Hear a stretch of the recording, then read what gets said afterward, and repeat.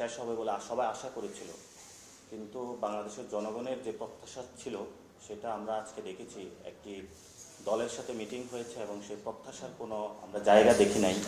আমরা সেখানে জুলাই ঘোষণাপত্রের কোনো স্পষ্টতা সরকার থেকে এই পর্যন্ত কোনো বার্তা দেখি নাই। আমরা বিচার প্রশ্নে এই পর্যন্ত কোনো স্পষ্ট সরকার থেকে বার্তা দেখি নাই। আমরা সংস্কার প্রশ্নে, মৌলিক সংস্কারের প্রশ্নে সরকার থেকে এই পর্যন্ত কোনো বার্তা দেখি নাই। শুধু একটি দলকে খুশি করার জন্য নির্বাচনী সড়কে বাংলাদেশকে নিয়ে যাওয়া হচ্ছে। এখন যে কোনো ব্র্যান্ডের পুরাতন এসি বদলে নতুন ওয়ালটন এসিতে উপভোগ করুন 25% ছাড়। এটা জুলাই যে গণ অভ্যুত্থানটা হয়েছিল, জনগণের যে আকাঙ্ক্ষাটা ছিল সেই আকাঙ্ক্ষার সাথে প্রতারণার শামিল। এই জন্য জনগণের যে আকাঙ্ক্ষাটা ছিল জুলাই গণ অভ্যুত্থানে সংস্কার এবং যারা শহীদ হয়েছিল, আহত হয়েছিল, তাদের বিচার প্রক্রিয়া সম্পূর্ণ করা, এবং গত 90-এ যেটা আমরা দেখেছিলাম একটি সামাজিক চুক্তি হয়েছিল যেটার পরবর্তীতে বাংলাদেশকে ওই জায়গায় না নিয়ে বরং ভিন্ন খাতে প্রবাহিত করা হয়েছিল। সেই বন্দোবস্ত, পুরাতন বন্দোবস্তের এই প্রক্রিয়াটা আজকে দেশবাসী প্রত্যক্ষ করেছে।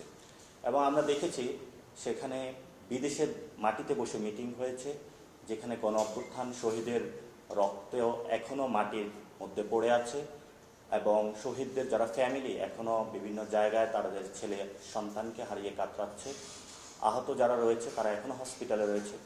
এমত অবস্থায় বাংলাদেশের মাটিকে অবজ্ঞা করে বিদেশের মাটিতে যখন এই ধরনের একটি মিটিং হয় এবং সেই মিটিংয়ে জনগণের যে প্রত্যাশা, দেশের প্রত্যাশা, জাতীয় প্রত্যাশাকে চাপিয়ে যখন একটি দলের প্রত্যাশা অনুযায়ী এই সরকার কথা বলে, সেই সরকার গণ অভ্যুত্থানের সাথে প্রতারণার শামিল এবং গণ অভ্যুত্থানের সাথে প্রতারণার আশ্রয় নিয়েছে। আমরা সেই জায়গা থেকে মনে করি বর্তমান সরকারকে অতি দ্রুত গতিতে গণ অভ্যুত্থান যে মানুষের যে আকাঙ্ক্ষা ছিল, একটি সংস্কার হবে, বিচার প্রক্রিয়া সম্পূর্ণ হবে এবং একটি নতুন সংবিধান প্রণীত হবে, যে নতুন সংবিধানের মাধ্যমে নতুনভাবে একটি বাংলাদেশ পুনর্গঠিত হবে।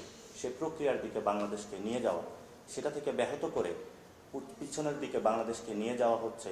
এই ক্ষেত্রে এনসিপি মনে করে বাংলাদেশকে সামনের দিকে এগিয়ে নিয়ে যেতে হলে যদি এই সরকার ব্যর্থ হয়, তাহলে হয়তো আমাদের সেকেন্ড রেভলিউশন বা নতুন একটি গণ অভ্যুত্থানের আমাদেরকে জন্ম দিতে হবে। যেই গণ অভ্যুত্থানের মধ্য দিয়ে বাংলাদেশের যে নতুন একটি বন্দোবস্তের আমরা স্বপ্ন দেখিয়েছিলাম 5 তারিখে, সে স্বপ্নের পূর্ণাঙ্গ বাস্তবায়ন আমরা করতে পারব। এবং আজকে যে মিটিংটা হয়েছে, আমরা মনে করি বাংলাদেশের মানুষের যে আকাঙ্ক্ষাটা আছে সে আকাঙ্ক্ষার কোনো প্রতিফলন ঘটেনি, বরং একটি পুরাতন বন্দোবস্তের দিকে ফিরে যাওয়া হয়েছে। নতুন কোনো বন্দোবস্তের আমরা প্রতিক্রিয়া বা প্রসেস আমরা এই মিটিংয়ের মধ্যে দেখতে পাইনি।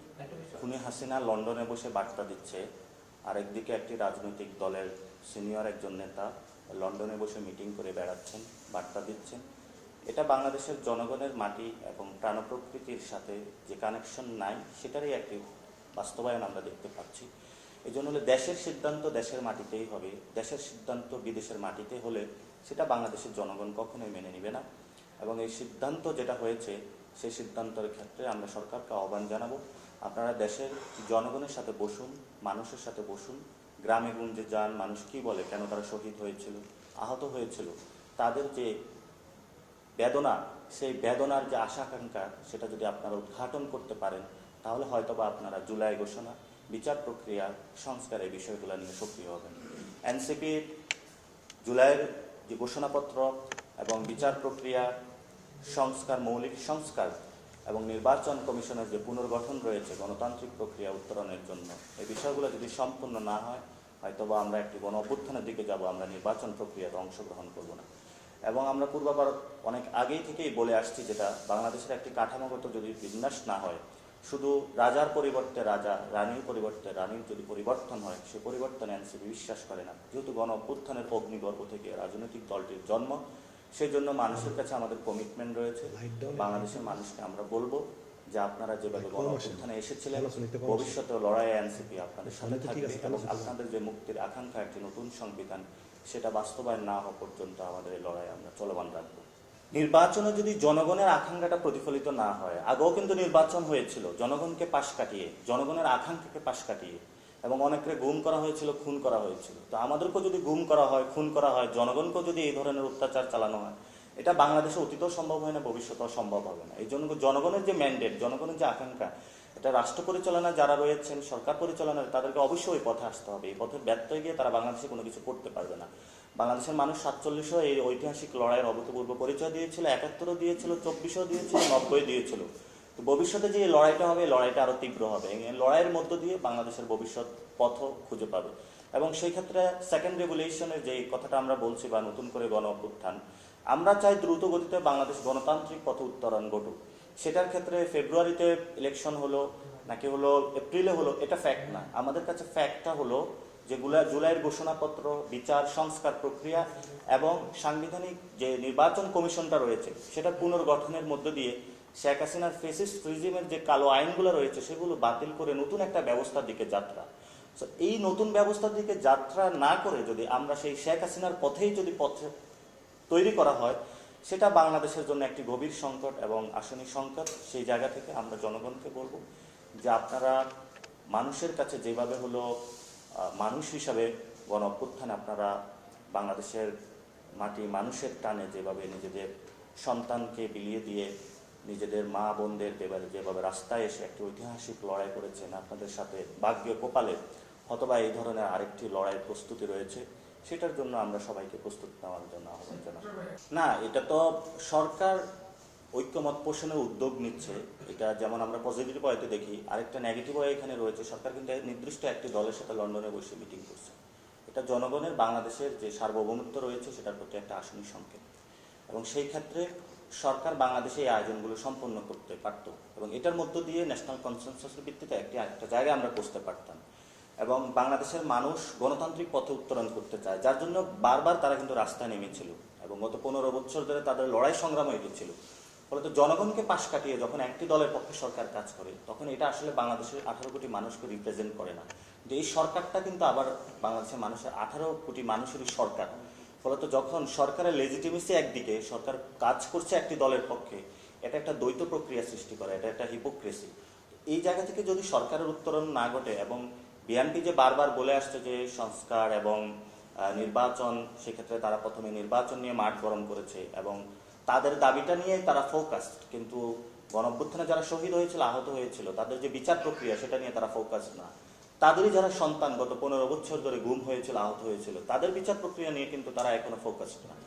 এবং বাংলাদেশে যে একটি সংস্কার প্রক্রিয়া প্রয়োজন, যেটার যে সংস্কার প্রক্রিয়া সম্পূর্ণ না হওয়ার কারণে তারাও গুম হয়েছিল, খুন হয়েছিল, এখন তারা লন্ডনে গিয়ে আছে, সেখানে চিকিৎসার জন্য গিয়েছিল। এটা কিন্তু এই সংস্কার প্রক্রিয়া যদি না হয়, তাহলে ভবিষ্যতেও কিন্তু দলীয় প্রধান যারা রয়েছে অন্যান্য দেশে আশ্রয় নিতে হবে। এবং শেখ হাসিনা কিন্তু ভারতে পালিয়ে গিয়েছে। হয়তো ভবিষ্যতে এই ধরনের কোন সরকার পালিয়ে যায়, সেটাও বাংলাদেশের জনগণ নির্ধারণ করবে। এটা তো আসলে বরফ, এটা আসলে বরফ গলার বিষয় না। আপনারা জানেন যে ঢাকাকে উত্তপ্ত করা হয়েছিল, নগর ভবনকে উত্তপ্ত করা হয়েছিল। টার্গেটটা ছিল গণঅভ্যুত্থানের সরকারকে হলো যাতে ফেলে দেওয়া যায় বা পতন করা যায়। এবং তাদের যে বিশ্রী ভাষায় তারা হলো মানুষকে, উপদেষ্টাদেরকে লাঞ্ছিত করেছিল, এটা কোনো সভ্য দলের কোনো ভাষা হতে পারে না। এবং আপনি দেখেছিলেন তারা কিন্তু একটা ক্যাম্পেইন চালু করেছিল যে ইলেকশন ডিসেম্বরে তাদের হতে হবে, কিন্তু সেটা থেকে তারা যখন সরে আসে এবং তারা এখন বলছে যে সংস্কার প্রক্রিয়া বা জুলাই ঘোষণা, এই বিষয়ে তাদের কোনো সুনির্দিষ্ট কোনো প্রস্তাবনা যখন তাদের থাকে না, তখন তারা জাস্ট ক্ষমতার লোভে চেয়ার দখলের প্রক্রিয়া রয়েছে। যেটা মনে করি বাংলাদেশের গণ অভ্যুত্থান 18 কোটি মানুষের সাথে একটা প্রতারণার শামিল। এই জন্য সরকার এবং বিএনপি একই সাথে একীভূত হয়ে বাংলাদেশের মানুষকে পাশ কাটিয়ে নতুন একটা গভীর সংকট সৃষ্টি করার পায়তারা করছে। সেই জায়গাতে তো আমাদের সতর্ক থাকতে হবে। তবে মানুষ সতর্ক আছে, তারা গণ অভ্যুত্থান করেছিল, ভবিষ্যতে তারা এই বিষয়ে সতর্ক থাকবে। সরকার যদি আন্তরিক হয়, রোজার আগেও বিচার কিংবা সংস্কারের দৃশ্যমান অগ্রগতি তারা করতে পারে কিনা, আপনাদের সরকারের প্রতি সেই আস্থা আছে? সরকারের তো আমরা ওই জায়গাটা আস্থা দেখছি না, কারণ সরকারকে যখন জনগণ বসিয়েছিল বিচার এবং সংস্কার প্রশ্নে, সরকার সঠিকভাবে কাজ করবে। কিন্তু সরকার এই দুইটাকে পাশ কাটিয়ে নির্বাচনের বিষয় হলো উৎসব মুখর হয়েছে। কিন্তু প্রাতিষ্ঠানিক যদি আমরা, সাংবিধানিক যে প্রতিষ্ঠান সেটা যদি আমরা ঠিক না করি, বিচার প্রক্রিয়া না করি, সংস্কার প্রক্রিয়া যদি সম্পন্ন না করি, নিছক একটা আয়োজন বাংলাদেশকে কোনো মুক্তির পথে নিয়ে যাবে না, বরং গভীর সংকটের দিকে নিয়ে যাবে। তো এই বর্তমান সরকার এখন যে অবস্থায় চলছে আমরা দেখেছিলাম তারা খুবই ধীরগতিতে বিচার কার্যক্রম চালিয়েছে, খুবই ধীরগতিতে সংস্কার কার্যক্রম চালিয়েছে। এখন তারা নির্বাচনের মাধ্যমে নতুন যে আমরা একটি ফেসিবাদী সিস্টেম থেকে মুক্তি পাওয়ার জন্য লড়াই করেছিলাম, আরেকটি ফেসিবাদীর কাছে বন্দোবস্তের মাধ্যমে হলে তাদের প্রক্রিয়াটা সম্পন্ন করছে। অর্থাৎ একটি অটোক্রেটিক গভর্নমেন্ট থেকে সরকার আরেকটি অটোক্রেটিক গভর্নমেন্টের হাতে ক্ষমতা তুলে দেওয়ার পায়তারা করছে। তো আমরা এই জায়গা থেকে সরকারকে এখনো আহ্বান জানাবো যে আপনাদের সামনে এখনো বাচ্চাগুলো রয়েছে, আপনাদের সন্তান রয়েছে যারা গণঅভ্যুত্থানে আহত হয়েছিল, শহীদ হয়েছিল, তাদের দিকে আপনারা দেখুন, নিজেদের বিবেক বুদ্ধি আপনারা সক্রিয় করুন এবং বাংলাদেশের যে মুক্তির লড়াই সেটাতে আপনারা অংশগ্রহণ করুন। নিছক কোনো নির্বাচনের জন্য জনগণ আপনাদেরকে এই পবিত্র চেয়ারে বসায় নেন, আপনারা এই পবিত্র চেয়ারগুলোকে নষ্ট করবেন না।